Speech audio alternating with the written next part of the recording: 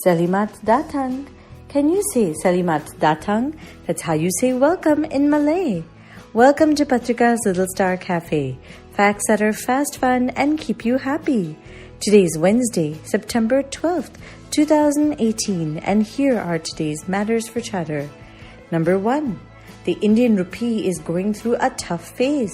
In January, you could buy a US dollar for 63 rupees, but now it costs 72 rupees to buy a single dollar. In fact, its value has gone down against the Turkish lira, the South African rand, the Indonesian rupiah, and even the Korean won. So finally, the Reserve Bank of India, or RBI, has decided that it will interfere in the matter and do something to save the value of the rupee. Number 2, miners in Australia found so much gold. The largest piece weighed 90 kilos and has 2,400 ounces of gold in it. The discovery was made in Kambalda, 400 miles away from Perth. And they say that never has gold been found in chunks like this. The mine Beta Hunt is a source of nickel, and gold was just another matter of chance. Or is this just the beginning now?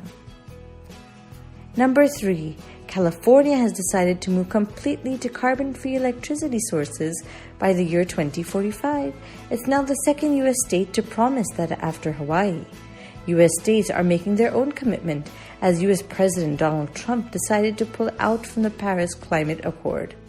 His decision is a separate debate though. Why should the U.S. pay for China's pollution, for example?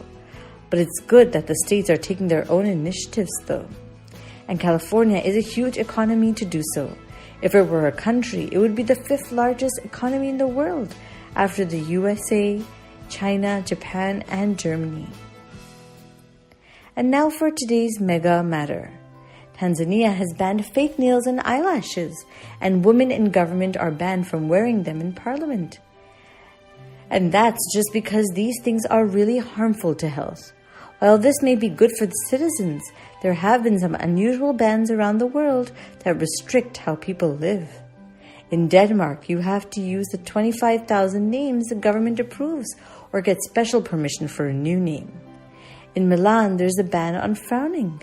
In Oklahoma, you cannot make faces at dogs. In Australia, you cannot change the light bulb unless you're an electrician. In China, all movies showing time travel are banned.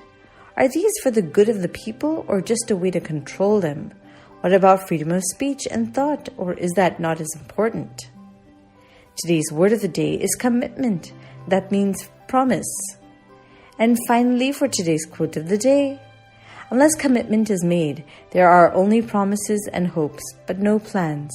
That's a quote by Peter Drucker.